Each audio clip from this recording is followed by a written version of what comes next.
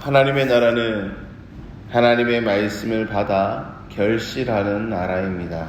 그런데 이 땅에서는 이 말씀이 자라지 못하게 하는 장애물이 많지요. 지난 주일을 지나며 우리의 모습만 보아도 우리는 장애물이 우리의 삶 가운데 얼마나 많은지 금세 깨닫게 됩니다.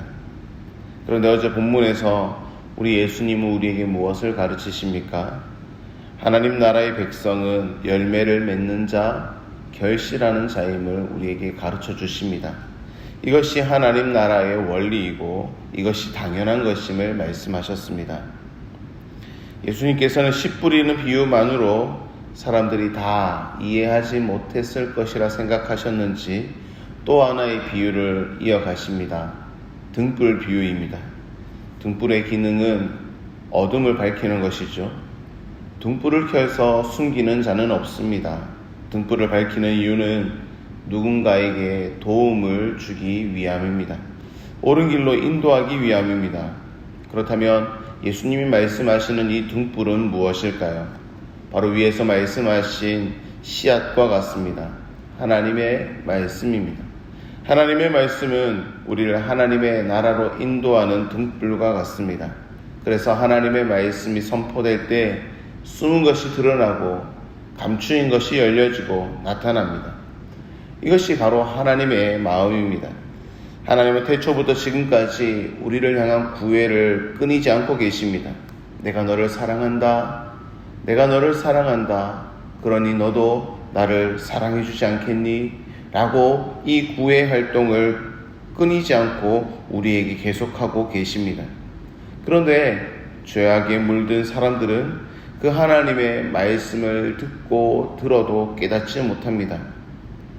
설령 깨닫는다 할지라도 순종하려 하지 않습니다. 씨가 떨어지면 열매를 맺어야 하는데 열매는 맺는 것을 애써 거부하는 것이 죄로 물든 인간의 반응들입니다. 하나님의 말씀이 우리를 명확하게 비추임에도 불구하고 우리를 혼돈케 하는 것이 아니라 우리의 시선을 온전케 함에도 불구하고 우리 스스로 눈을 그 하나님의 말씀 앞에 가려버립니다.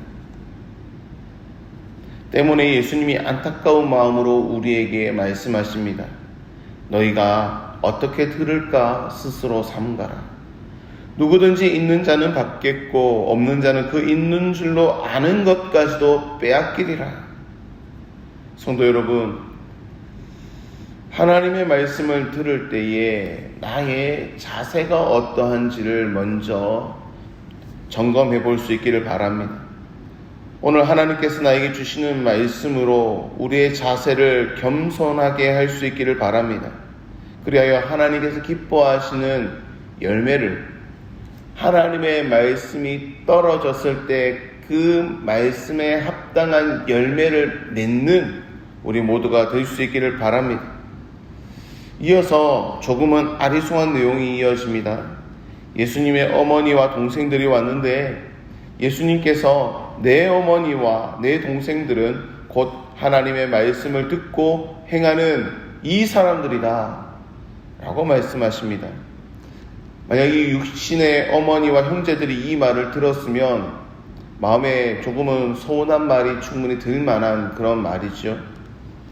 그런데 이 말씀은 하나님 나라의 관점, 앞에서 이어오는 그런 가르침을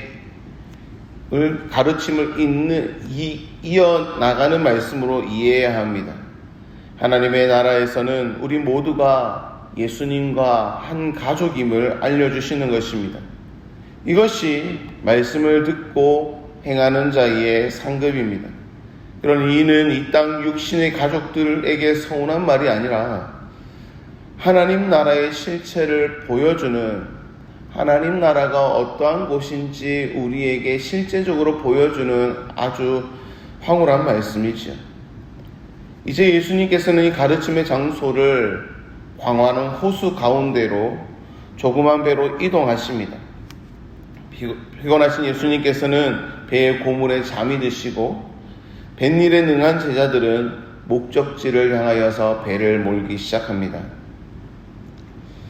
그런데 예상치 못한 광풍이 내리치면서 배에 물이 가득하게 되어 죽을 지경이 되었습니다. 제자들은 두려워하고 이 상황에 다급한 제자들은 두려워하며 예수님을 흔들어 깨우기 시작합니다. 주여, 주여, 우리가 죽게 되었습니다. 어찌하여 주무시고만 계십니까? 우리가 죽는 것을 왜 관념치 않으십니까? 라고 그렇게 외치며 예수님을 흔들어 깨우고 있습니다. 예수님이 지금 이들 가운데 계심에도 불구하고 두려워하여 어쩔 줄 몰라 하고 있는 것이죠. 이때 예수님께서 어떻게 하십니까? 24절을 보시면 바람과 물결을 꾸짖으십니다. 다른 성경을 보시면 잠잠하라, 고요하라, 바람과 바다를 향하여 선포하십니다. 그러자 풍랑이 그치고 잠잠하여집니다.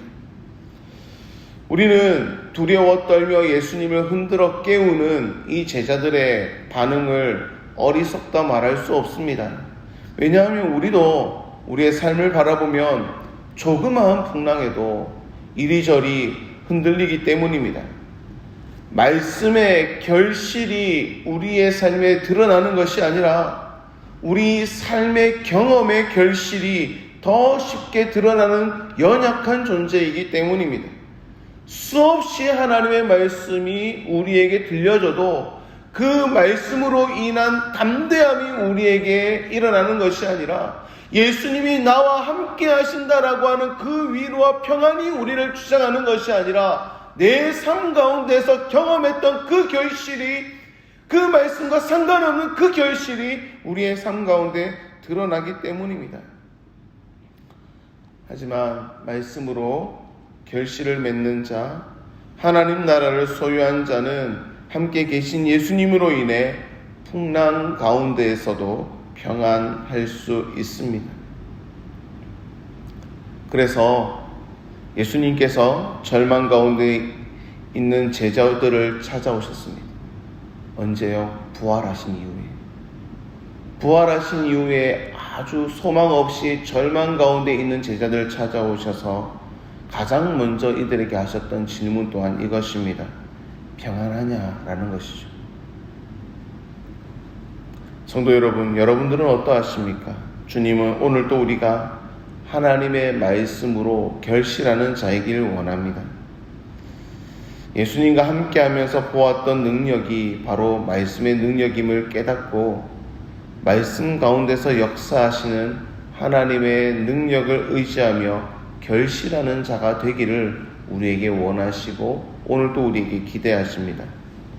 그렇다면 우리는 언제 어디서 이 말씀의 결실을 맺어야 하겠습니까?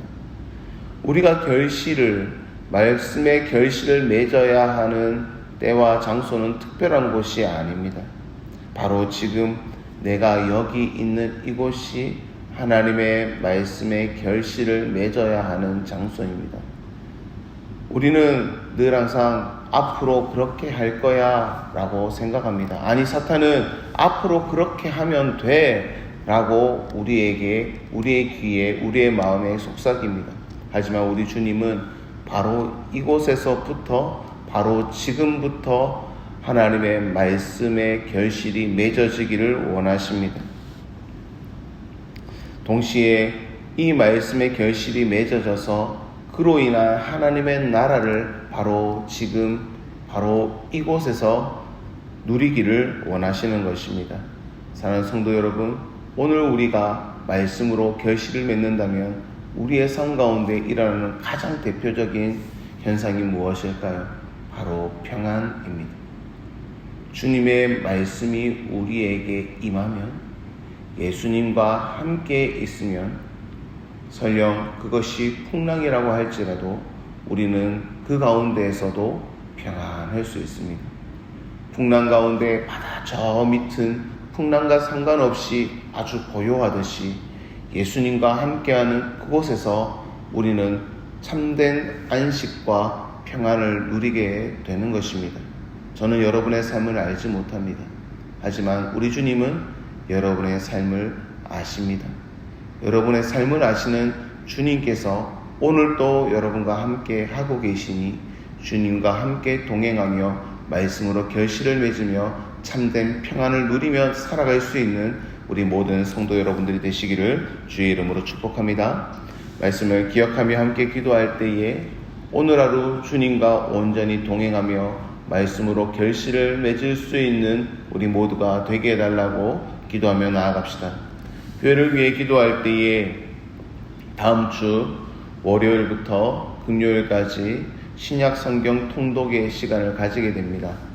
많은 성도들이 주님의 말씀을 사목해 해달라고 기도해 주시고 또 그것을 통하여서 말씀으로 우리 교회가 하나가 되고 또 말씀으로 하나님의 뜻을 분별하며 하나님의 교회로 든든히 세워져 나가는 우리 수정교회가 되게 해달라고 함께 기도해 주시면 좋겠습니다. 기도하시고 개인적으로 또한 기도하시고 댁으로 평안히 돌아가시길 바랍니다.